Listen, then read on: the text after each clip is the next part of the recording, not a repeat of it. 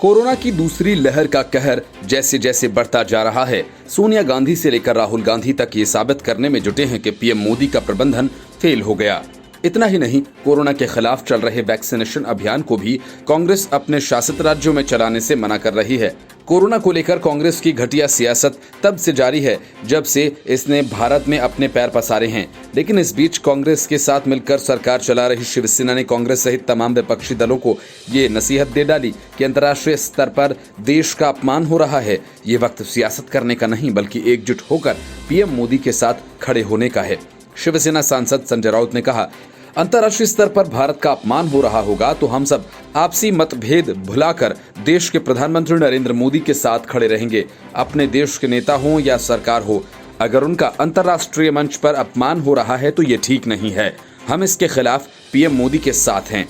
शिवसेना प्रवक्ता और सांसद संजय राउत के अचानक प्रधानमंत्री नरेंद्र मोदी के समर्थन जाहिर करने के बाद महाराष्ट्र के गलियारों में राजनीतिक हलचल एक बार फिर से बढ़ गई है। संजय राउत ने कहा कि अंतर्राष्ट्रीय स्तर पर भारत का अगर अपमान हुआ तो हम सब आपसी मतभेद भुलाकर देश के प्रधानमंत्री नरेंद्र मोदी के साथ खड़े रहेंगे। मोदी जिस भी रास्ते पर चलेंगे हम उनके पीछे खड़े मिलेंगे। अपने देश के नेता हों या सरकार हो, अगर उनका अंतर्राष्ट्रीय स्तर पर अपमान हो रहा है तो ये सही नहीं है।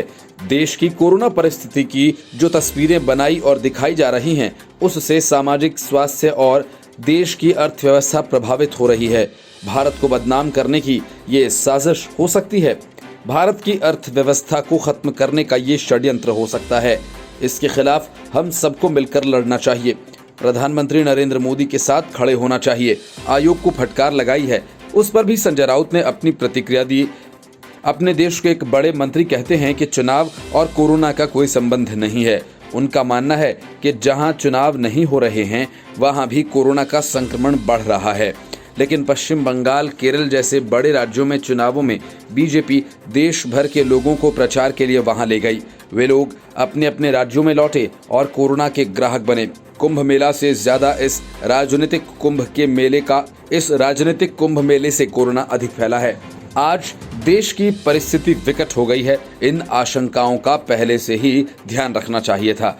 मद्रास हाईकोर्ट की टिप्पणी को गंभीरता से लेना चाहिए। साथ ही उन्होंने ये भी कहा कि उन्हें नरेंद्र मोदी के नेतृत्व पर पूरा विश्वास है। जिस तरह से उन्होंने कोरोना की दूसरी और तीसरी लहर के लिए रणनीति बनाई है, उसे देखते हुए ये विश्वास है कि मद्रास हाईकोर्ट की दी हुई टिप्पणी को मोदी गंभीरता से लेंगे। संजय राउत आमतौर पर रोज केंद्र सरकार और प्रधानमंत्री नरेंद्र मोदी की तीखी आलोचना करते रहे हैं, लेकिन आज जब वे अपनी प्रतिक्रियाएं दे रहे थे तो समझ नहीं आ रहा था कि वे प्रधानमंत्री नरेंद्र मोदी के नेतृत्व वाली केंद्र सरकार की आलोचना कर रहे हैं कि उनकी तारीफ कर रहे हैं। उनकी आज की प्रतिक्रिया कभी खुशी कभी गम वाली रही। उन्होंने मद्रास हाईकोर्ट की फटकार का हवाला देते हुए कहा कि मद्रास हाईकोर्ट ने कहा है कि चुनाव आयोग पर मानव वध का अपराध क्यों नहीं दाखिल किया जाए।